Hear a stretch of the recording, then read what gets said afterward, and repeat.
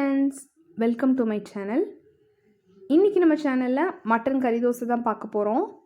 இது பண்றது ரொம்ப சிம்பிள் தாங்க. மட்டன் கறி தோசை வந்து மதுரையில தான் ரொம்ப ஃபேமஸ். அது வந்து இப்ப நம்ம இன்னைக்கு வீட்லயே எப்படி செய்யறதுங்கறத பார்க்கலாம். நான் இன்னைக்கு மட்டன் வச்சு ட்ரை பண்ணியிருக்கேன். சிக்கன்லயும் நீங்க இந்த மாதிரி செய்யலாம். பட் வந்து டேஸ்ட் வைஸ் பாக்கும்போது மட்டன் தான் ஹைலைட்டா இருக்கும். அதுக்கு முன்னால நம்ம சேனலை சப்ஸ்கிரைப் பண்ணாதவங்க சப்ஸ்கிரைப் பண்ணிக்கோங்க.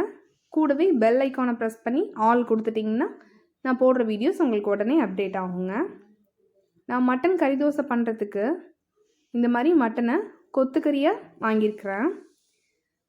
நீங்கள் கொத்துக்கறியை கடையில் வாங்கலினாலும் பரவாயில்ல, போன்லெஸ்ஸாக மட்டன் பீசஸ் எடுத்து போட்டு பல்ஸ் மோடில் மிக்சியில் 2 சுற்று எடுத்திங்கன்னா இந்த மாதிரி கிடைக்கும். நான் இன்றைக்கி 1/4 கிலோ மட்டன் எடுத்துருக்கிறேன்.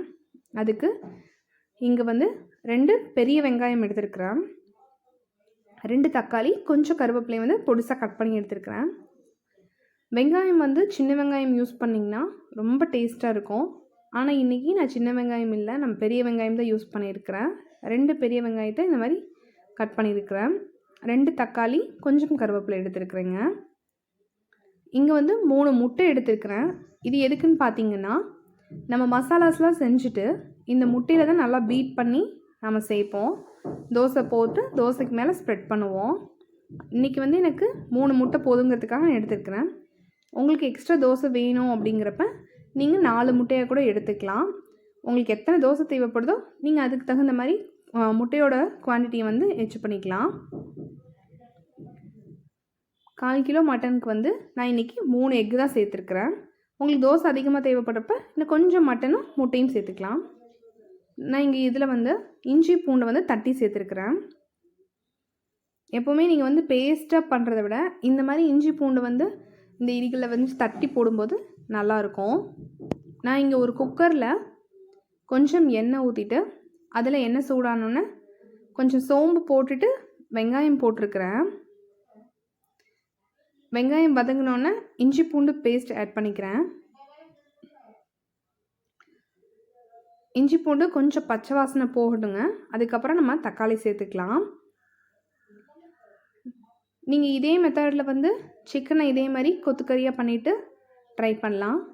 அப்புறம் காளான், சிக்கன் மட்டன் சாப்பிட மாட்டேங்கிறவங்க காளான் வச்சு இதே மாதிரி செஞ்சிங்கன்னா ரொம்ப நல்லாயிருக்கும். காளான் தோசை சூப்பர் டேஸ்ட்டாக இருக்கும். நம்ம சேனலில் அதையும் ஒரு நாள் நான் உங்களுக்கு அப்டேட் பண்ணுறேன். இப்போ இஞ்சி பூண்டு நல்லா வதங்கியாச்சு, பச்சை வாசனை போயாச்சு. இப்போ பொடிசா நறுக்குன கருவேப்பிலையும் தக்காளியையும் சேர்த்துருக்குறேன். இப்போ வந்து நல்லா வதக்கி விடலாம். நல்லா எப்படின்னா நல்லா மசிகிற ஸ்டேஜுக்கு நல்லா நம்ம தக்காளியை வதக்கி விடணும். பாருங்கள், கொஞ்சம் நல்லா வதங்கியாச்சு. ஒரு 2 மினிட்ஸ் ஆயாச்சு. எப்படி நல்லா வதங்கியிருக்குதுன்னு பாருங்கள். இந்த ஸ்டேஜில் நம்ம இதுக்கு தேவையான மசாலாஸ்லாம் ஆட் பண்ணிக்கலாம். மசாலாஸ் பார்த்திங்கன்னா மிளகாய்த்தூள், உங்கள் காரத்துக்கு தகுந்த அளவு மிளகாய்த்தூள் சேர்த்துக்கோங்க. அப்புறம் வந்து நம்ம மல்லித்தூள், மஞ்சள் தூள் சேர்ப்போம். நான் இது எல்லாமே வந்து நான் வீட்டில் தான் அரைச்சி வச்சுருக்கிறேனுங்க. மல்லித்தூள் வீட்டில் அரைச்சது தான், தனி மிளகாய்த்தூளும் நான் வீட்டில் தான் அரைச்சி வச்சுருக்கிறேன். வீட்டில் இது இல்லாத பட்சத்தில் மட்டும்தான் நான் கடையில் வந்து பேக்கெட் வாங்குவேன். கொஞ்சம் சீரகத்தூள் ஆட் பண்ணிக்கலாம், அப்போ தான் வந்து நல்லாயிருக்கும் டேஸ்ட்டு.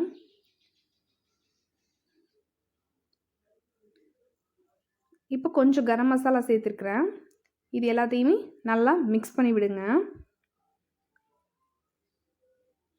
எப்போவுமே நான்வெஜ் செய்யும்போது மிளகு, சீரகம் எல்லாமே சேர்த்துக்கிட்டிங்கன்னா ரொம்ப நல்லது.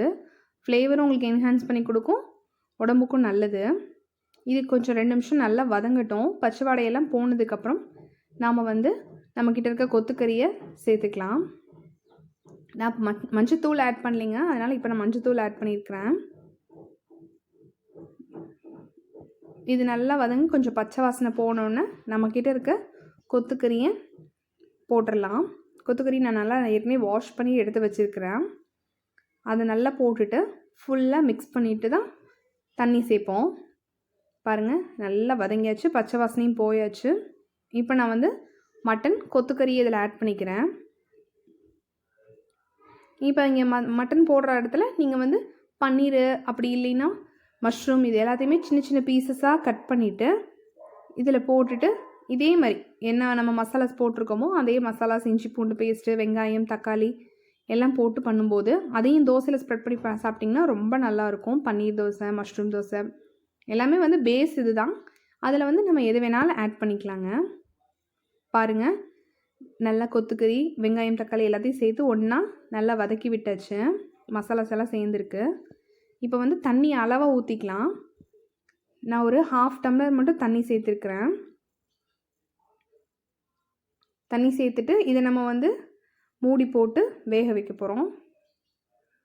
உப்பு சேர்த்துருக்கேங்க, அது வீடியோவில் நான் கவரேஜ் ஆகலை. உப்பு சேர்த்துட்டு இங்கே பாருங்கள், நான் ஒரு 4-5 விசில் விட்டு எடுத்து வச்சுருக்கிறேன்.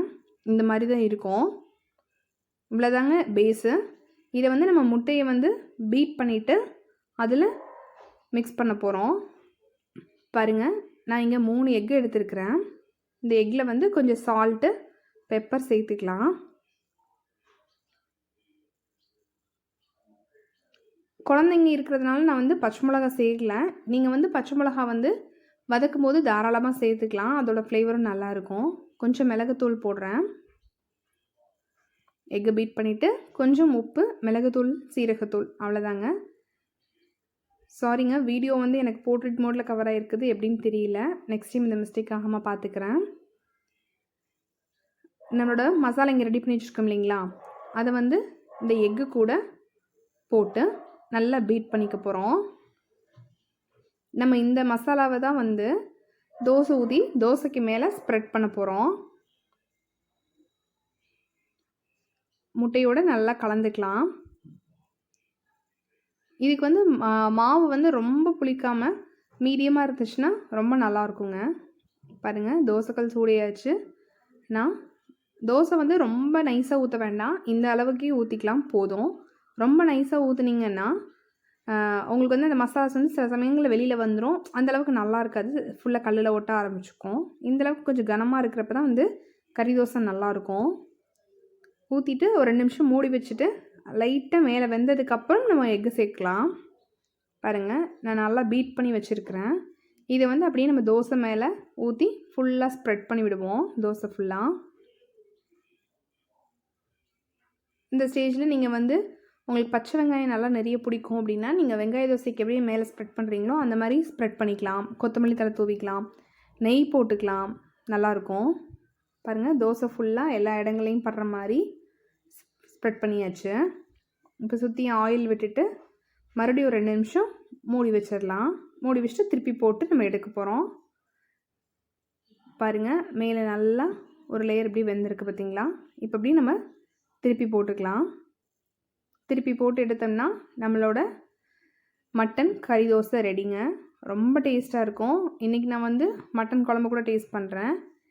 இது வந்து ப்ளைனாக சாப்பிட்றதுக்கே நல்லாயிருக்கும். ஏன்னா இதிலே வந்து நம்ம மட்டன் வெங்காயம் தக்காளி எல்லாமே மசாலாஸ் எல்லாமே இருக்கிறதுனால ப்ளைனாக இருந்தாலே நல்லாயிருக்கும். நான் இன்றைக்கி அதிலே கொஞ்சம் தேங்காய் போட்டு குருமா பண்ணிட்டேன். அவ்வளோதான், நம்மளோட சூப்பரான மட்டன் கறி தோசை ரெடி ஆயாச்சுங்க. நீங்களும் உங்கள் வீட்டில் ட்ரை பண்ணி பார்த்துட்டு எப்படி இருக்குன்னு என் கூட கமெண்ட் பாக்ஸில் ஷேர் பண்ணுங்கள். தேங்க்ஸ் ஃபார் வாட்சிங். தேங்க்யூ. பாய்.